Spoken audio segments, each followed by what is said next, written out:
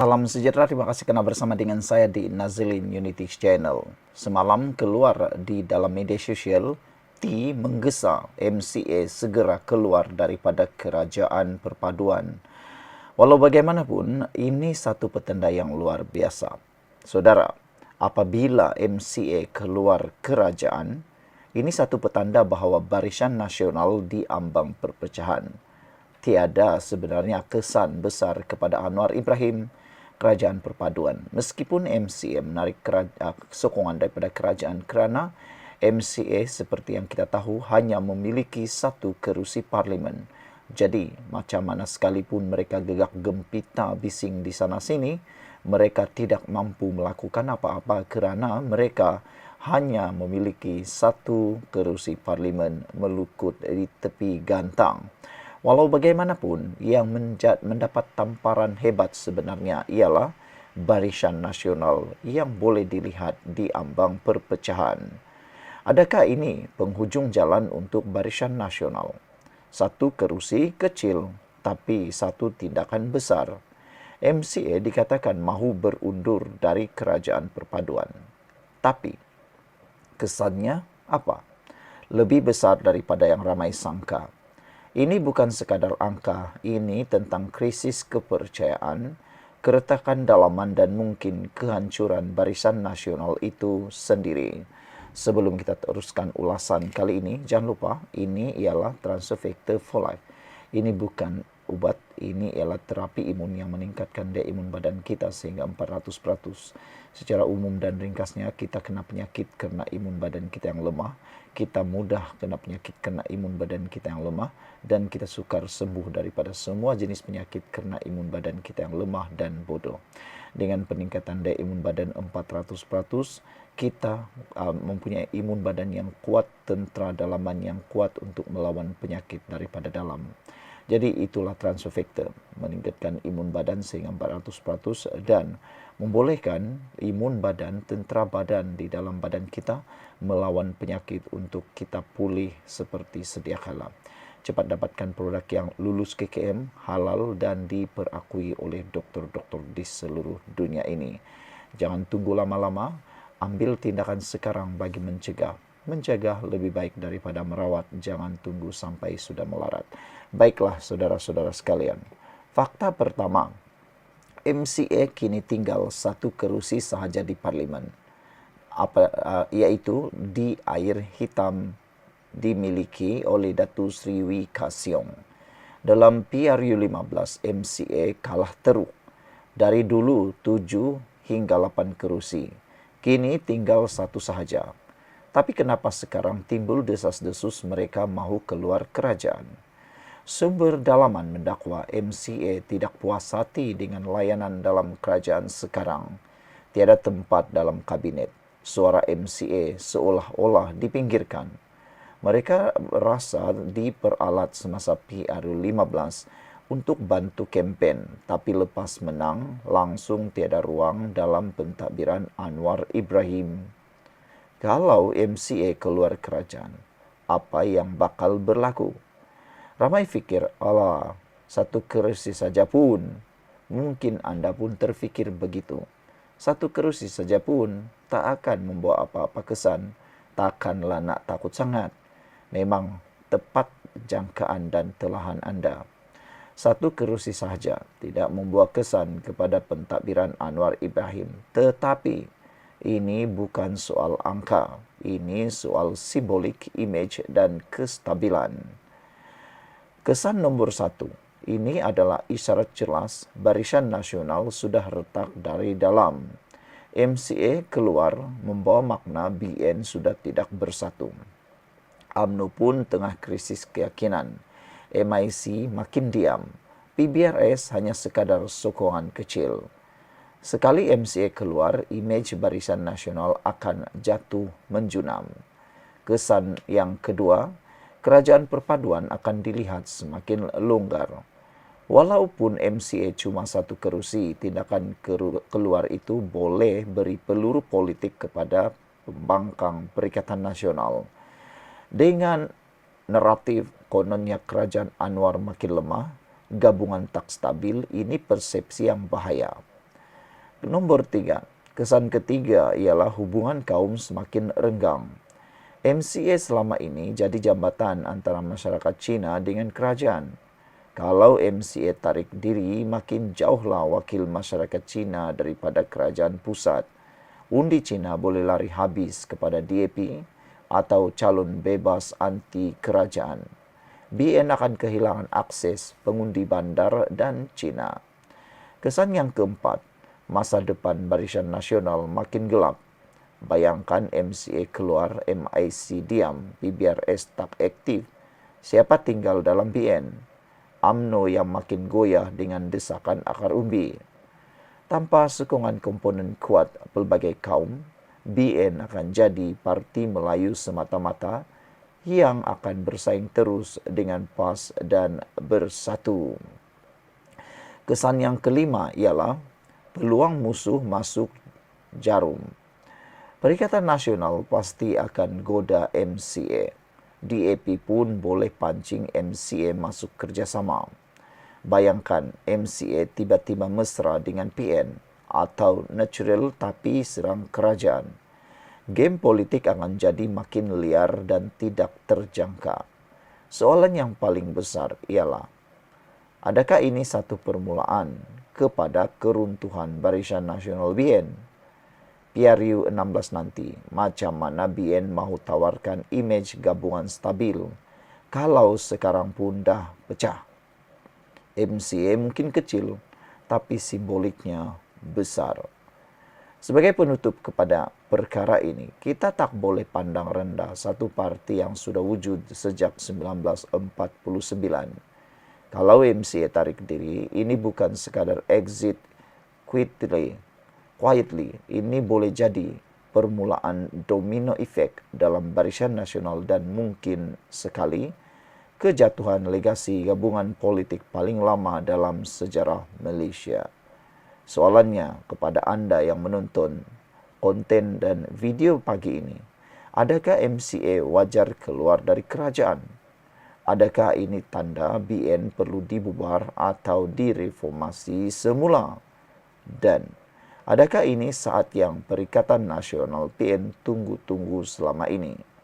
Jangan lupa like, komen dan subscribe untuk lebih banyak ulasan politik yang terkini daripada channel Nazilin Unity.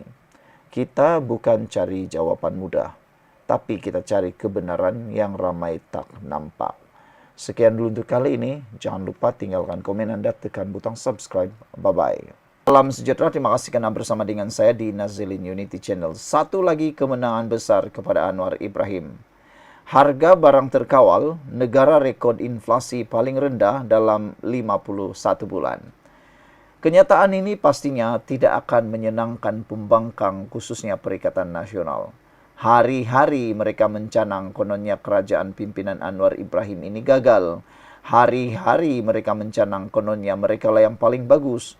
Tapi jika dibandingkan dengan kerajaan yang mereka pimpin sebelum ini dan kerajaan yang dipimpin oleh Anwar Ibrahim, jauhnya seperti langit dengan bumi. Anwar Ibrahim telah membawa pelbagai kemajuan dan kemenangan, berbagai jenis kenaikan dan juga perkembangan dari segi ekonomi kestabilan. Hari ini harga barang sudah terkawal. Negara rekod inflasi paling rendah dalam 51 bulan. Jadi apalagi yang Perikatan Nasional tak puas hati? Modal politik mereka sudah tamat. Tak boleh lagi guna modal politik ekonomi. Mereka hanya boleh jual politik kebencian, politik hela, dan macam-macam lagi. Jadi saudara-saudara sekalian, pastinya perkara ini memang akan merugikan mereka sendiri, merugikan pembangkang. Perkara ini, berita ini pasti akan membakar harapan terakhir pembangkang. Malaysia mencatatkan kadar inflasi terendah pada Mei lalu sebanyak 1.2%, terendah dalam tempoh 51 bulan sejak 2020. Sebelum kita teruskan, ini ialah Transfer Factor for Life. Dengarkan baik-baik siapa yang ada masalah kesihatan. Maci-maci, paci-paci, datu-datu, aki-aki, nenek-nenek. Semua yang ada masalah kesihatan, yang mau sihat juga, dengarkan baik-baik. Ini ialah Transfer Factor for Life Ini bukan obat, ini ialah terapi imun yang meningkatkan daya imun badan kita 400%. Kita kena penyakit karena imun badan kita yang rendah. Kita kena penyakit karena imun badan kita yang bodoh. Secara umumnya, apabila imun badan kita rendah dan bodoh, semua jenis penyakit melekat dalam tubuh badan kita dan tidak akan dapat dilawan oleh imun badan kita. Apabila imun badan kita yang bertindak sebagai askar di dalam badan kita melawan semua musuh termasuk penyakit-penyakit yang sudah ada dalam tubuh badan Anda, katalah seperti 3 serangkai gout, diabetes, tinggi darah, kencing manis, kolesterol, kanser, dan macam-macam lagi. Produk ini meningkatkan daya imun badan Anda untuk sembuh daripada sebarang jenis penyakit. Cepat dapatkan produk ini. Produk ini halal, diiktiraf oleh dokter-dokter di seluruh dunia dan juga lulus KKM. Bagi mendapatkan produk yang hebat ini, hubungi nomor telepon yang tertera, WhatsApp sekarang. Ingat, secara umumnya, ramai orang gagal sembuh karena beliau menangguh-nangguh masa. Masa harus Anda gunakan sebaik-baiknya. Cepat hubungi sebelum Anda sudah terlambat mencegah penyakit Anda. Baiklah, saudara-saudara sekalian. Malaysia mencatatkan kadar inflasi terendah. Menurut indeks harga pengguna dikeluarkan Jabatan Perangkaan, negara merekodkan peningkatan mata indeks 134.4 berbanding 132.8 pada bulan sama tahun sebelumnya. Ketua Perangkaan Datuk Seri Dr. Muhammad Uzir Mahaidin berkata, penurunan kadar inflasi ini konsisten dengan tren global yang turut mencatatkan peningkatan perlahan selaras dengan penyusutan harga minyak dunia. Negara seperti Eurozone dan Korea Selatan masing-masing merekodkan inflasi 1,9%, Indonesia 1,6% dan Filipina 1,3%. Selaras penurunan harga minyak dunia, ia turut ditunjukkan melalui indeks harga pengeluar IHPR. Pengeluaran tempatan mencatat penurunan 3,4% pada April. Sektor pelombongan penyumbang utama kepada penurunan ini, yaitu negatif 17,8%. Ini disebabkan penurunan dalam pengekstrakan petroleum mentah, kata mereka. Kumpulan makanan dan minuman yang menyumbang hampir 1/3 daripada wajaran IHP hanya meningkat 2,1% pada Mei, perlahan berbanding April, katanya lagi. Saudara-saudara sekalian, jadi inilah dia satu perkara yang amat ditunggu-tunggu oleh rakyat Malaysia. Tahniah kepada Kerajaan Madani, pimpinan Anwar Ibrahim.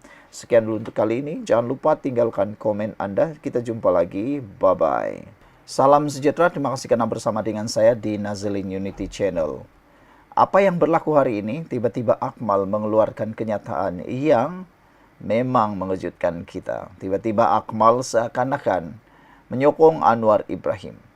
Akmal kata, Akmal nak jumpa mahasiswa bodoh kurang ajar bakar karikatur Anwar. Wow, ini luar biasa. Tindakan peserta penunjuk perasaan di Sabah yang membakar karikatur Perdana Menteri Anwar Ibrahim terus dikecam. Kali ini oleh Ketua Pemuda UMNO Dr. Akmal Saleh. Akmal menyifatkan peserta yang berbuat demikian sebagai bodoh dan kurang ajar. Dia turut mengundang individu yang berbuat demikian untuk mengadakan pertemuan dengannya. Kalau pejuang perlu berani, tetapi bukan bodoh dan kurang ajar, kata Akmal. Berani bukan bermakna kita harus hilangkan adab sebagai manusia. Kepada adik mahasiswa yang rasa berani kerana berjaya bakar gambar Anwar, Anda sebenarnya seorang yang bacul dan bodoh, kata Akmal Saleh. Wow.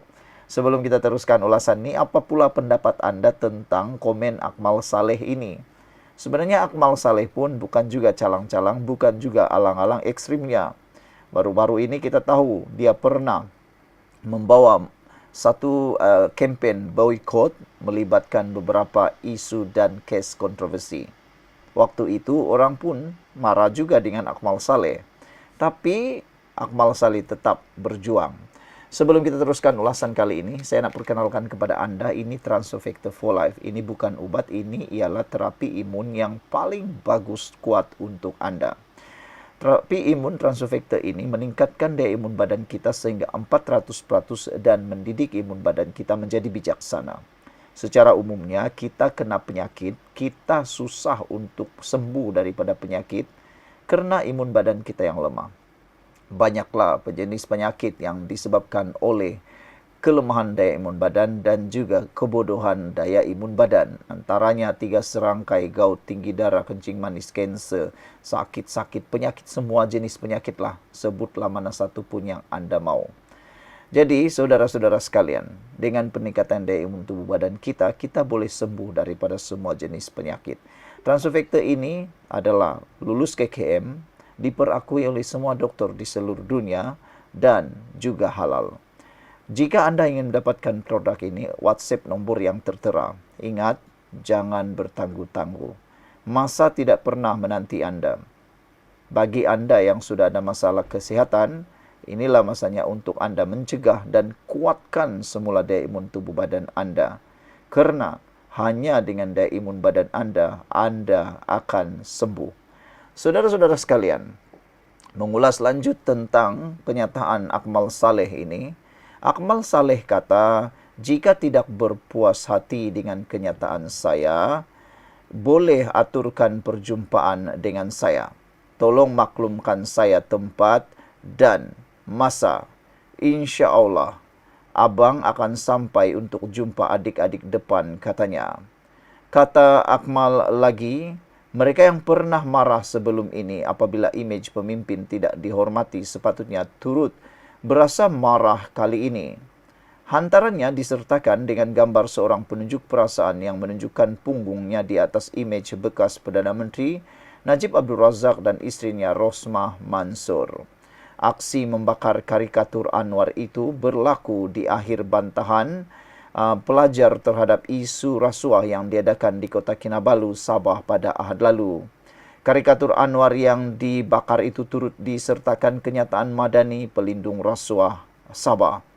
Jurucakap Sekretariat Rakyat Benci Rasuah Fadhil Kasim berkata, kain rentang tersebut melambangkan kritikan pedas terhadap pentadbiran Anwar yang didakwa mereka sebagai gagal menunaikan janji berkaitan reformasi institusi.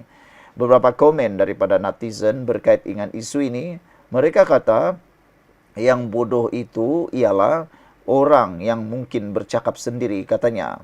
Dia buat hal boleh, orang lain buat hal dia kecam. Macamlah dia tu bagus sangat, kata Green Cita merujuk kepada Akmal Saleh.